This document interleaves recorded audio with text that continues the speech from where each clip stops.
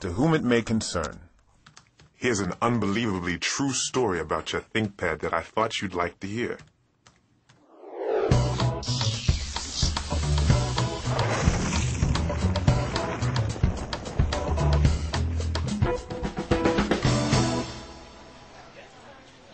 I'm a computer technician for a major newspaper. Now, we depend on our computers to get the newspaper out. It's my job to keep the computers up and running. At work, I have a desktop, but I use my ThinkPad at home to check email and to monitor the workflow. It was September 21st, 2002. I remember the date because it was the day my daughter got married. I was at the church, saying goodbye to some of our guests, when my neighbor ran in to tell me that my house was on fire. Immediately, your house is on fire.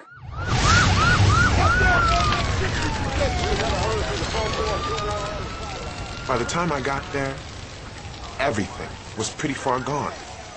And what wasn't gone was wet. I remember standing by, just watching helplessly, when a fireman throws my ThinkPad out the second floor window. It landed below in a pile of wet debris. I was too dazed to think about it then. But a couple days later, I went out to retrieve it. It was dirty, it was wet, and the outside of it had actually melted shut.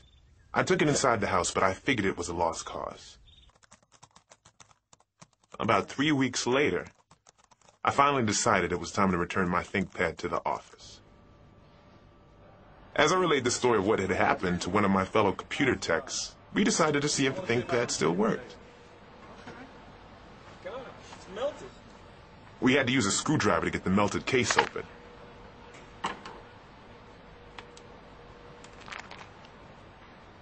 Then we plugged in the power supply and I hit the power button.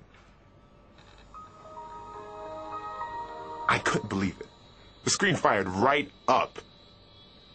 It was a bit warped, but it worked. My ThinkPad had survived a fire, water from a fire hose, a drop out a second-story window, and days and nights under wet, soggy debris. Not only did it start right up, all the data was intact. If I hadn't been there to see it, I never would have believed it. Thank you, ThinkPad. Sincerely, Keith Jones, computer technician.